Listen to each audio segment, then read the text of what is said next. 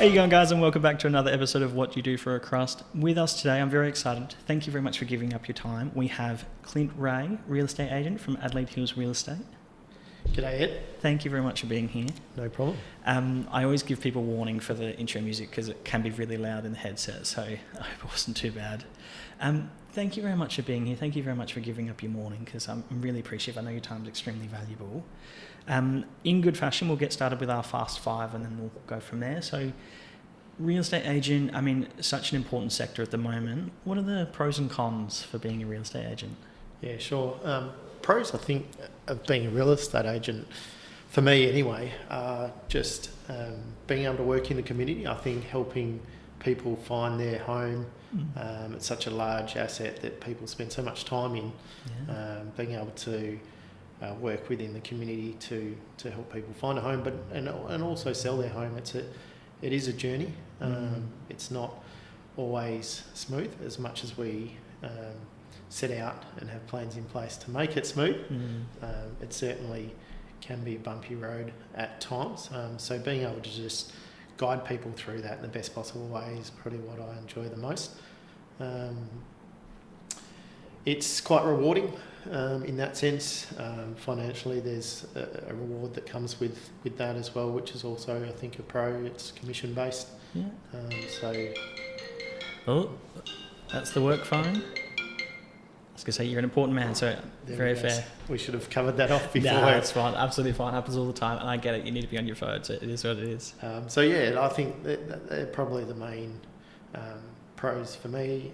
Cons, there are a lot of hours of work and odd hours. It's not a 9 to 5 job. You do end up working evenings, weekends. For me, I don't mind the weekend personally. I think it's a great time to get out and meet people. Yeah. It's when we get to do our thing in terms of selling homes. So I really enjoy on the Saturday or Sunday doing that. Not everyone will see a real estate agent as, I'm not sure what the right word is for it, but we were talking about it earlier. But yeah, I definitely want to unpack it a little bit further after the Fast Five about, there's definitely a negative stereotype towards real estate agents, and for me personally, it doesn't make sense. You know, you're commission based. That's never a secret. Everyone knows that, and ultimately, you're working for the client to hopefully, sell their home for more money. Like they're not gonna, they don't want you to sell it for less. No. So it seems, if anything, it's customer driven. So it seems like a bit of an unfair stereotype. So, but So I guess that's something that, in this sort of role, you've got to be a bit tough-skinned in and understand that. And, at the end of the day, we're all people and we've got families. And I think, you just need to be understanding of that and put it aside and set to work about, getting good results. And it is very performance-based. I do think that would probably make a few individuals uncomfortable, that it is, you're only as good as your last sale. Not that I agree with that, but that's quite a common quote in sort of, commission-based roles. Yeah, it is, yeah. And reputation as well. South Australia is a small place. Adelaide Hills is a small place. So exactly right, yeah. A lot of people know people. So I think it's important, to go about your work in an ethical way, and that's what we set out to do. And, I think as an overall job, though, there's plenty of pros that outweigh the cons, and that's why I enjoy the role, and just being able to put back into the community. It's not just about work for us. There's an advantage to be able to support local community groups in the area which we do. Very fair. Oh God, absolutely. Key attributes. What's some sort of key attributes and qualities that someone should have if they want to be a successful and good real estate agent? Yeah, sure, that's a good question. I think you need to be able to read people and be adaptable to the different personality types. Yeah, I'm sure you've seen it all. We get a varying range, and if you're not able to meet or understand people on different levels, it can be more difficult. So I think if you're got that skill set of being able to communicate, listen, and work well and be positive around people, then it goes a long way to being able to make a good real estate agent. Yeah, very fair. How do you get into it? What's the sort of entry pathway to become a real estate agent? Yeah, good question again. I think if you're a young person out there and just thinking about, what should I do, either leaving school or, where you're at in life, sometimes it can be, in my case, it was later in life that I got into real estate. I was in a horticultural business, running large horticultural businesses for a corporate company up until the age of almost 40, and then I decided for a bit of a change because I enjoyed real estate, always have done. So for me, it was quite late. But if you're looking to set out, and we see a lot of younger agents coming through now, the career path is you could even start in property management, just to get a taste for what it's Understand the sector a bit. Yeah, or there's administrative sales support roles that you can start in as a first job, and then progress through to sales associates, so supporting maybe a lead agent, and then obviously becoming a lead agent once you're confident and experienced enough. You do need to achieve a real estate licence. Okay. So there is a course that can be done online. There's varying organisations in South Australia that will help you out with that, and that's approximately, again, depends on how much time you put into it, but that could take anywhere from sort of 6 months to 12 months based on how much time you want to put towards it. Okay, very fair. I guess everyone's circumstances are slightly different, and we've all got other commitments, and very fair. I think that segues into really well to growth opportunities. So you can start as a sales assistant, and go from there. And then is it sort of the top tier to be a lead agent and start your own business or something along those lines? Yeah, sure. I mean, in my case, I was started out as a lead agent, and it's gone really well to the point where I've been able to buy the business in the last couple of years. Nice. There are greater opportunities if you're a lead agent, being a lead agent for a period of time, and then you want to take on more of a leadership role. There's certainly opportunities for someone that wants to progress. Very fair. I'm a bit nervous now. I'm talking to the boss, but now I've got some extra questions about how you support, team members and junior sales consultants and such. But we'll circle back to that. I guess the real one that everyone wants to know is salary range. What kind of coin or cheddar are we talking about here? And I know it's going to vary depending on whether you've been in the market or the sector for 2 months, 2 years, 20 years. Correct. Yeah, definitely. So if you're starting out, just coming in as a first year sort of sales associate, you're probably looking at somewhere between 60 to 100 grand a year. Good money. And then it can, because we're so commission based in real estate, you can progress depending on how much work you put in as well. There is a balance though, I must make that clear. You want to balance in life, otherwise you could easily burn out. But it's important to have that balance. But if you're progressed and been in the game for a period of time, let's say 3 plus years, let's say, you're starting to see some repeat business clients. You've got a good reputation around you. That are maybe coming back to you with a property, then you could be in excess of 200k plus. Yeah, wow. And there's probably no ceiling in that. It all comes down to how many properties you're selling in a year.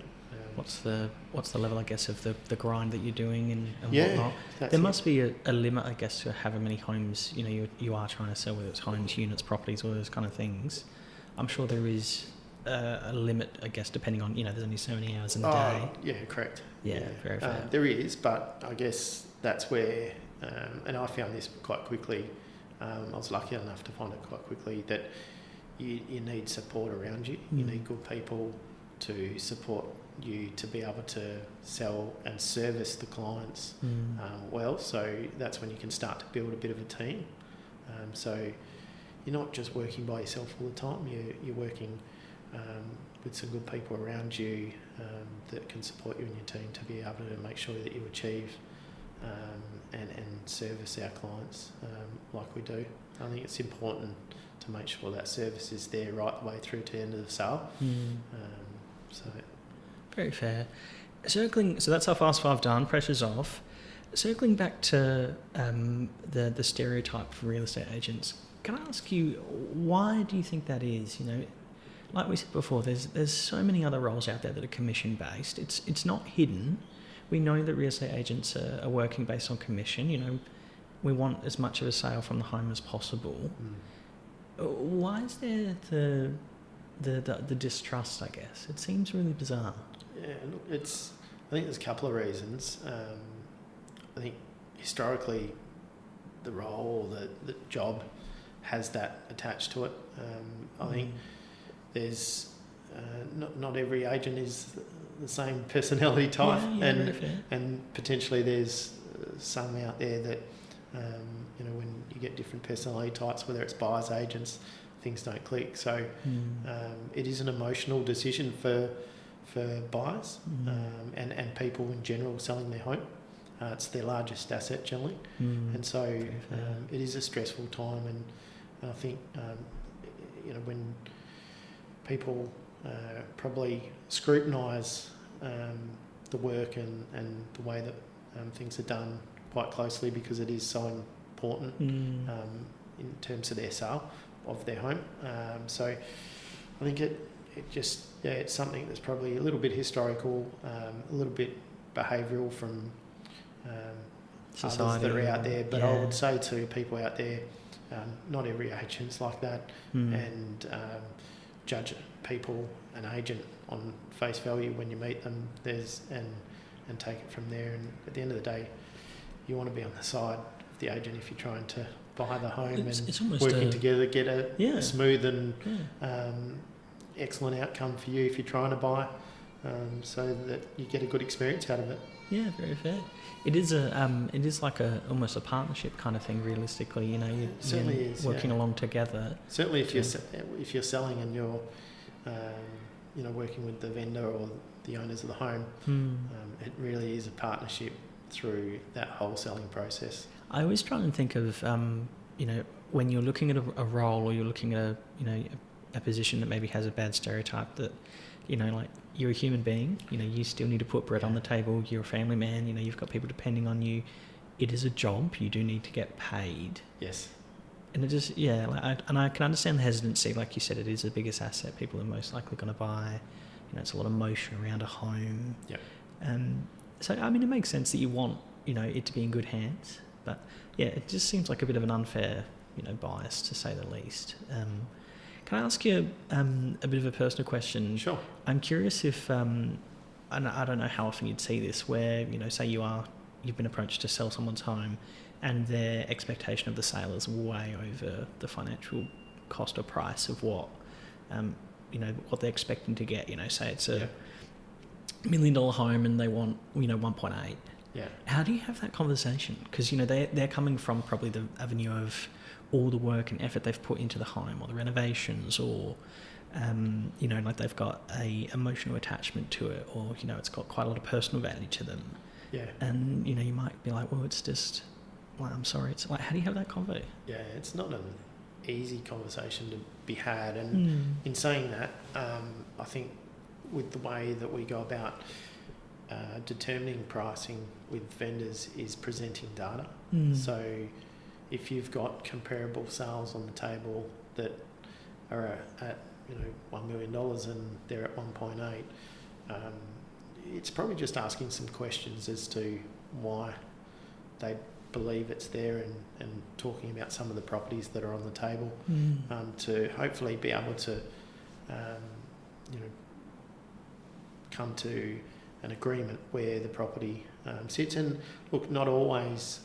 We've been lowest on the table in terms of appraisals. Sometimes it depends For some people, it's about the connection with the agent and trusting us with their home, I mean, you and are that the, we the will expert. get the best possible price out there, because they can see that we're our record and work ethic that we put into selling homes and the process that we use will deliver that best outcome. So I think, just everyone's different, but it is a challenging discussion at times, and I think sometimes you've just got to be upfront, because there's no point getting out there and coming back and sitting at a table later and saying the market's not there and we're 400,000 off. That's just not going to be a good discussion. So we try to be upfront and outline where their property sits, but at the same time we're going to absolutely give it 110% to get them the best price that we can, and that the market will determine that. I can imagine there's so much riding on the price that it sounds like it's quite a high pressure career and industry, because you are held accountable for the cost, and it's all the weight sits on you. It's not just it's not the advertising campaign, it's not the marketing team, it's you're the salesperson. Correct. Yeah, there's a fair bit of pressure there, so certainly is, and look, it's constant, but I guess once you're experienced and you understand that's part of the job, and confident in your ability to get the outcomes for vendors, which we are, then it's sort of that pressure isn't, whilst it's always there, it's not as front of mind as what you may think it is. I guess you become more experienced. You've seen maybe a bit more things. attuned to it. Yeah, very fair. You mentioned the data, which I didn't even think about coming into this episode. I would guess to say it's quite a lot of data-based avenue to see what's happening in the sector, what's happening in the suburb, the region, all those kind of things. How what's the administrative burden for being a real estate agent? Is it quite a lot of paperwork? It is very transactional in the sense that there's preparation prior to getting a property. It's an interesting job in the sense that we've got to find our own product to sell. Yeah. And once you've found that, you've then got to sell it. So it's challenging in that sense. But once you've got the data together in terms of appraisal, presented that to vendors and secured a property, there's obviously the administrative side of dealing with conveyances, finances, contracts, Form 1s. Speaking to potential buyers, showing the home, all that kind of emails thing. coming through from buyers. And all of that is rolled into the commission as well, I should say. And please correct me if I'm wrong there. So you kind of sit there and you think all the effort, all the advertisement, all the calling vendors, speaking to the family after a showing, all those kind of things, giving up your evenings or your late nights, your weekends, all of that gets rolled into commission. So I'm sort of getting onto the leaning point of, well, I think it's quite fair to the commission, is so important and hopefully quite lucrative financially, because you are putting in the effort. Yeah, certainly a hell of a lot of effort into selling a property. So there's a lot that goes on in the background that people wouldn't see. Correct. And I think that's, when you come back to, stigma of a real estate agent, potentially some people don't see that, and maybe that's part of the reason, that some people think it's easy. It's not easy. There's a lot of work behind the scenes. There's a lot of people. It's not just the lead agent or myself in our business. There's a lot of people that are doing work behind to make sure that each one of those steps is met, and that we're servicing not only the vendor but the buyers with their queries and showing property as well. We haven't even touched on that. If someone can't make it on the weekends, then last night I was at a property from 5:30 to 6:30. So that's it. Like most people have clocked off, and that's their now me time. That's it. Cooking tea and whatever they're doing. Yep. And you're still working. And a few phone calls on the way home. So it's that's just part of the nature of the work that we do. It's not 9 to 5, and as long as you're okay with that and accept that, then you generally go well. it is, the more I think about it, it is a fascinating role because it's obviously very competitive. It can be very lucrative, but also you have to sell yourself. You have to be good at selling. You have to be good with people. You have to know your stuff. You have to be able to interpret data. You have to be good at administration. You've got to be a good communicator. You've got to problem solve. It's strategic. It's very strategic. You know, we haven't even gotten to, you know, should you stage a home? Should you not stage a home? Selling off market. Yeah. Like it's a really fascinating industry. I can see why there's a huge appeal for a lot of individuals. Yeah, look, it is interesting, and there are a lot of steps to it, and there's a lot of difference in the work. Like, you're not doing the same thing every single day. You're dealing with different people, different homes. In particular, Adelaide Hills offers residential, lifestyle properties, acreage properties. We can be on a townhouse one day, and then the next on 40 acres on a farm. So that's what I love about this work, that it is varied, and you do get to meet some fantastic people, and that's I think the rewarding part for me, is when you've worked with some really fantastic people to get a really good outcome for not only the vendors but also the new buyers going into the home. I would be terrified to see how many emails and phone calls you get a day, I reckon, not just being the boss, but also just being that it's a high contact role. And I'm sure there's a lot of people that just, I have questions, I'll just call the real estate agent, and you know, they'll get me the answer. And you know, you're assumed, you're then, you know, the assumption is you're going to have the answer, which I think is a bit unfair. A couple of simple questions, I guess, that some of our socials were curious to find out. When's the best time of the year for someone to sell a home? Often get asked this question, and it can vary to the type of home. If we're talking acreage, you know, there's different times to, say, a residential property. Again, coming down to location, you know, whereabouts is it, what area. But I think typically people tend to think springtime is the best time, and look, it's good, but quite often there's a lot of people all thinking the same thing. In springtime, you can sometimes get an influx or a few extra properties in certain areas on the market. So it doesn't have to always be springtime. Yes, the gardens are going to look better. So that's the obvious reason why people are thinking springtime, and the weather's slightly or coming better out of winter. But I think we've had really good results through the winter in the past, when there hasn't been as much stock on the market. So beautiful Adelaide Hills as well. Everything's green and lush.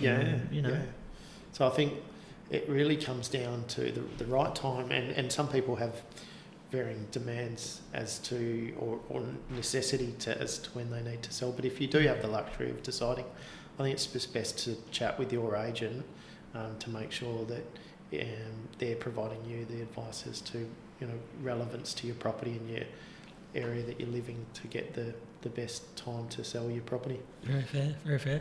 Excuse me. Can I ask, one of the other questions that we got was staging. Someone was curious to say, is it worth staging a home, you know, with purchase rented furniture or whatnot? I would assume yes. I think and I hate to I'm not trying to undersell it, but I would assume, you know, you're selling a car, it looks better if you've cleaned the car, rather than, you know, like, go get a detailed. Spend a couple $100, get a detailed, it's going to look better, it's going to sell better, quicker, for more money. 100%. Similar thing? Yeah, it is. Definitely. I mean, the market's been strong for the last few years, right? So some properties have, you know, still achieved good results without a refresh, if you like. But I think on the whole, if you refresh your property, it could mean, you know, a coat of paint, some new carpets if they haven't been done since it was built. built, and we see a bit of that. Then those things go a long way to being able to put you in a stronger position to receive higher offers. A higher percentage of buyers actually will be interested in the property, because there's a lot of buyers out there that don't want to have to do any work and just want walk-in ready. And again, it comes back to the demographic of the buyer. But staging, we get we have seen a lot more of that. So if I go back 5 years' time, we weren't seeing as much staging, and now we're seeing a hell of a lot more, and vendors are asking us about it, and the cost of it, and how does it work, because it's hired furniture basically to make the property look good, and it's only relevant to if you've got an empty property yet. If you're living in the property, then there's already and you've got dogs and kids, and maybe there's not the extent that you can do a full stage on the property, unless you go and live in a hotel for a couple of months. But and some people do that. We've seen that done before. So I think if you have the opportunity to stage, I'm a big believer that it will certainly give you a stronger chance to achieve a higher price, and you get good photos. And we all know these days that people are looking on internet to look at property. So if you've got good photos, you've got a greater chance of getting a stronger attendance at your opens as well. I mean, very, very fair indeed. Pictures worth 1,000 words. We all look. Very fair. Can I ask you? There's always a few, industry stereotypes. One is that there's always the fire's always on, or there's always a batch of cookies that have just been baked, or are there little tips and tricks that real estate agents, I'm being a bit cheeky here, but are there little tips and tricks that people use to sort of make a home more approachable? Say, I come from a family that has dogs. Sometimes our house, particularly in the winter, stinks of dog because they're wet dog smell. Surely you've come across somewhere you go, okay, I might just need to give this a bit of a freshen up, or air it out or whatnot. Yeah, I'm guessing that does happen from time to time. It certainly does. Everyone's different, and there's definitely times where we'll either need to get to a property early just to open the windows, doors, and get some air going through, particularly if it's a property that has been vacant for a bit of time and just needs some fresh air. We'd generally put on music through the open just to create a little bit of a vibe. If it's in the winter in the Adelaide Hills, have the fire going, a bit of a smoky smell to that sometimes. Just creates a little bit of an atmosphere and vibe coming into the hills, and obviously it can be cool in the cooler months, so having the fire going in the winter certainly helps us keep warm in the property at times as well. Fair, but they're probably the main tips, I'd say, for just getting the property ready. Some vendors will have their own tips and tricks and things they prefer to sense, do, if you like. Just wafting through the property. I'm probably not, unless there's a real need, like you said, that the dogs have been wet and it's been a wet weekend and we've got a bit of a dog smell, then I don't think we need to put too much smell through the property. But fresh air goes a long way. Yeah, I think so. And natural sunlight, you don't want to overcook it and try. We're not trying to cover anything up. So. Very fair. It strikes me as quite a competitive industry. You do see quite a lot of real estate agents around, and it is obviously the market's booming at the moment. It's quite a almost a political topic at the moment. First home buyers, grants, and a bit of a housing boom and all that kind of stuff. Rising fuel costs. Wages not keeping up with inflation. Individuals trying to get into the market, deposits, all those kind of things. It is a fascinating industry to be in. I got to admit, the more you unpack it, the more you think how important it is. People need a roof over their head. You are generally, it's quite a rewarding career as well. You are literally getting people a home, which is just helping support that. That must be pretty nice. It is. It's probably one of the best parts about the job when you hand over the keys and someone's excited to head into the home and put the sticker on the sign. if I had $1 for every time I've seen that photo, that's it. There's plenty of those around, and I think that's for me one of the most rewarding things. Like I said earlier in the chat, Ed, that being involved and working in the community, it's great when someone gets their new home. Particularly you see first home buyers, and it is tough to get into the market in the climate that you just mentioned. for a first home buyer to get in. Quite often, very emotional. We had one during the week where young couple, successful on a property, 10 plus offers on this property, and they were successful, and Nice. that she was just burst into tears when she found out that she won the property. So it is good in that sense, and we look forward to putting the sticker on. We look forward to handing over the keys and welcoming them to the property. Yeah, and part of the community as well. So I mean, I think that's quite a lovely thing I've found about the Adelaide Hills and probably a lot of suburbs across South Australia. But you then become part of the community. That they see you walking down the street, they see your advertisement and all those kind of things. It's fond memories as well, which is cool. It is. Can I ask you a bit more of a political question now, I guess? Where do you sit on the whole sector at the moment? Because, we know housing prices have gone up.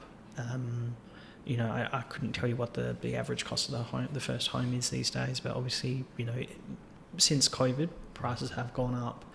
A lot more housing,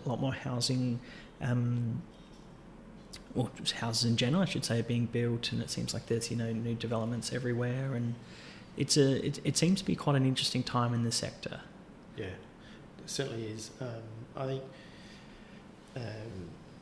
interest rate rises as well, another factor. It would be interesting to see where the market goes, and look, with all of what you've just said, I think we've come out of COVID now and we've moved on from that. Prices have risen steadily over the past 5 years. The big question is it going to continue? I think we're still in a position where the state government's still releasing land and promising to build more homes until that demand at the moment still outweighs supply. So until that changes, I think we'll still start to see properties continue to increase in price, but it may not be as rapidly as we've seen in the past few years. So it is interesting times. We've obviously, with interest rate rises coming, and as to how far they go, how many more we see this year, with the forecast tip to be a few more this year, whether that puts a bit of a stop to things. We're starting to see people with the war and the rising fuel costs. I'm getting buyers now saying to me that we just might sit back and think about it. So I think that's something that could change the sentiment a little bit in the market.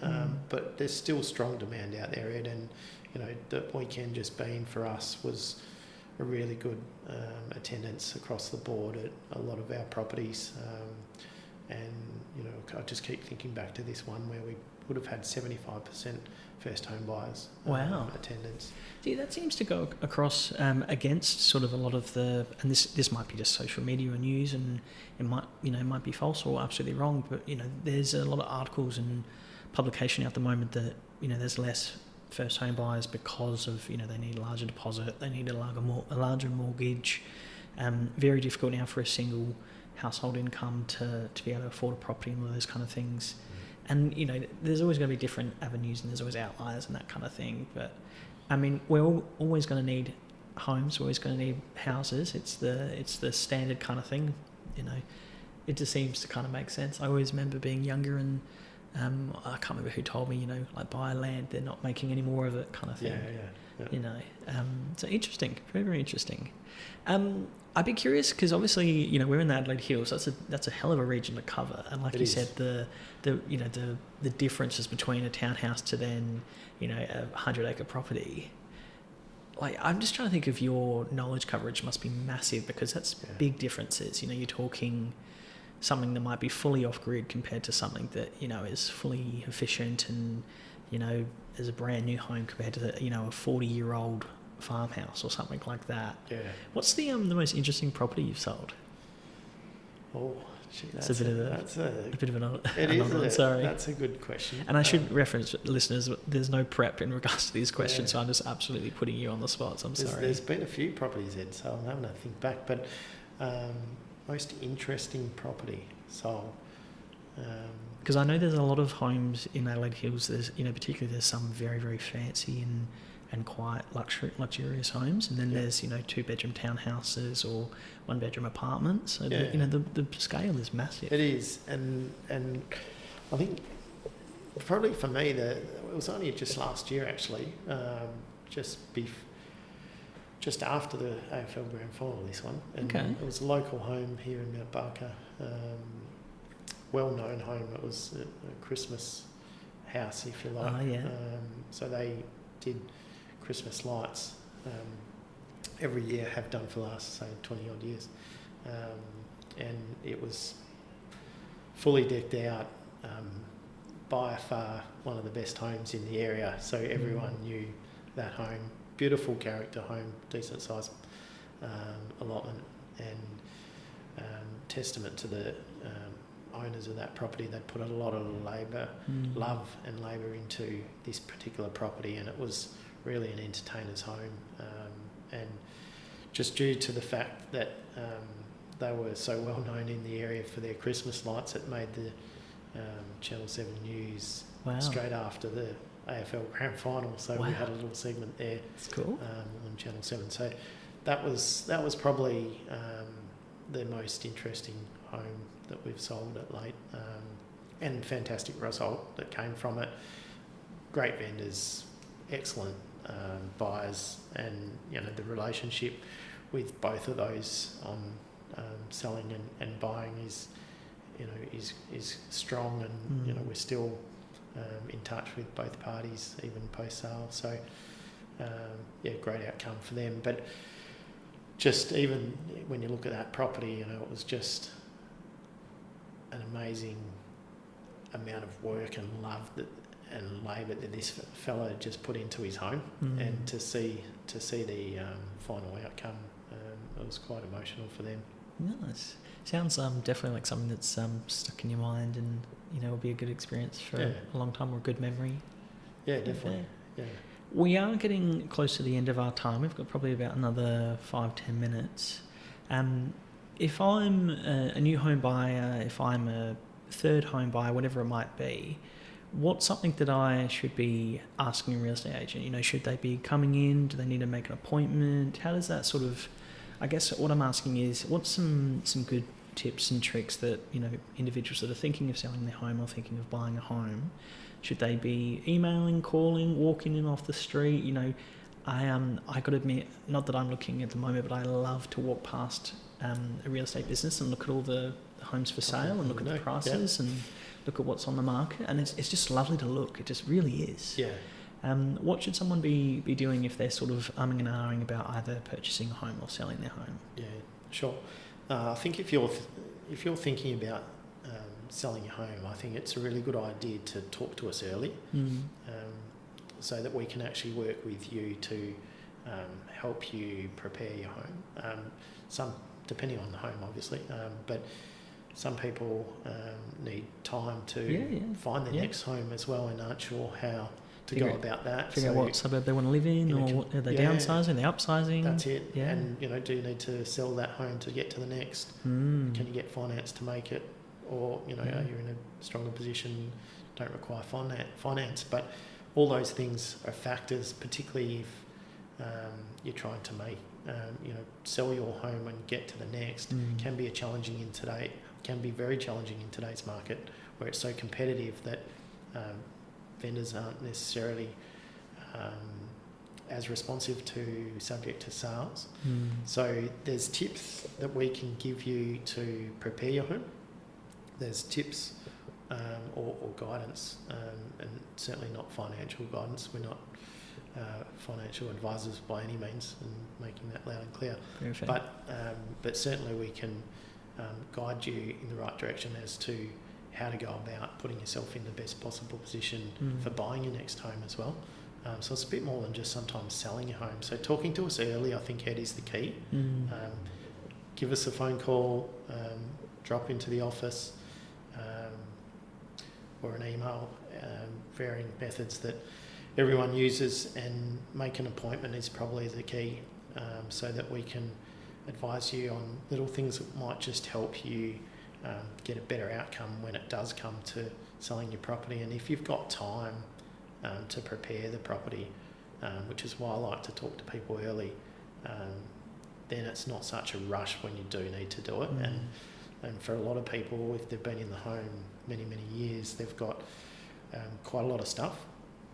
So just that journey of having to pack up or declutter in readiness for a sale, or even make the move, if you're on the market and you get a 30-day settlement, it's quite a quick turnaround. I was going to say, there are some time pressures that come with that, Yeah. absolutely.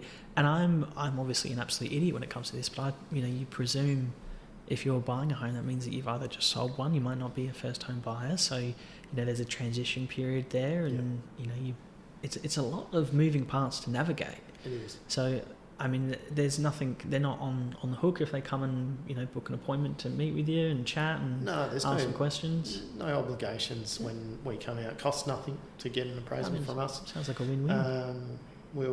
It's like free advice, really. Yeah. And again, that when you talk about role of an agent, you do a lot of work, sometimes doesn't come to fruition. So but that's okay, that's part and parcel of the work we do. I think just talking to us early and preparing for it means you can put yourself in a stronger position to be able to move forward and achieve what your next property goal is. I think even that's just really sound advice. Just there's no harm in just talking to someone. No. Just finding out.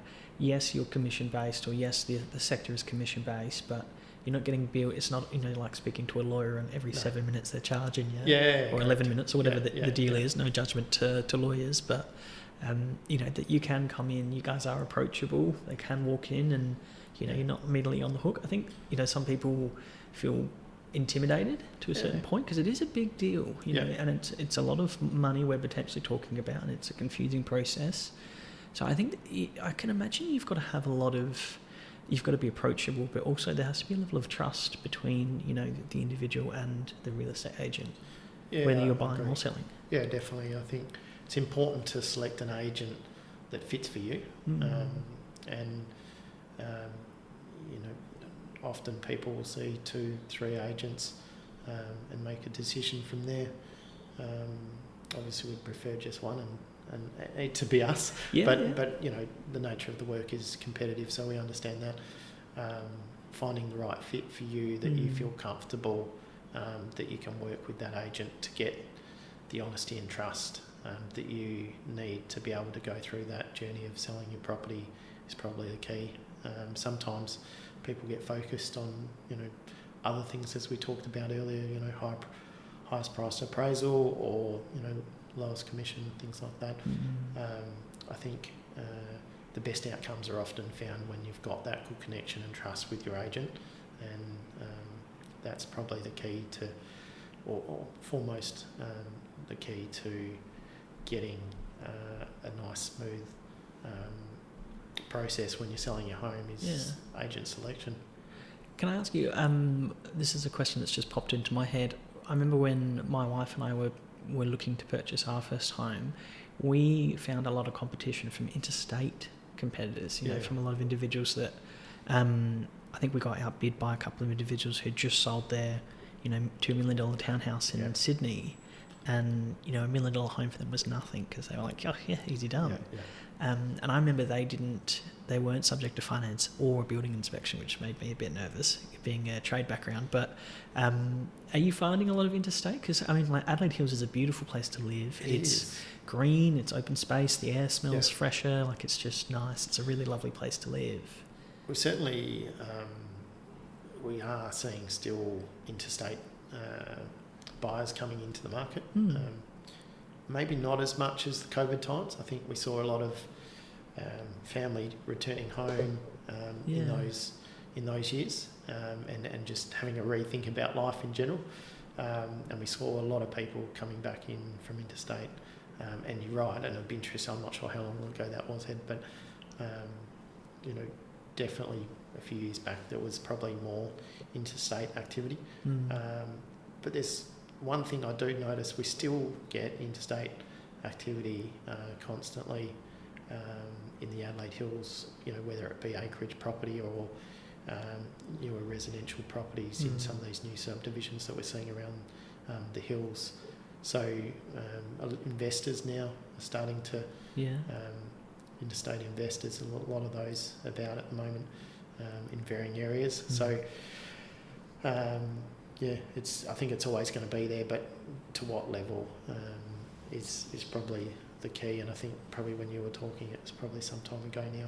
Yeah, it was definitely probably 5 or 6 years ago now. But it was definitely a fascinating time, and particularly for us, we were first home buyers, so it was stressful, and it was a bit scary, to be fair. So I definitely would encourage listeners to come down and have a chat, and be in good hands, and speak to yourself, speak to your team, ask some questions. Yeah, definitely. We are at time, and I know you're a very busy man, so I don't want to keep you any longer.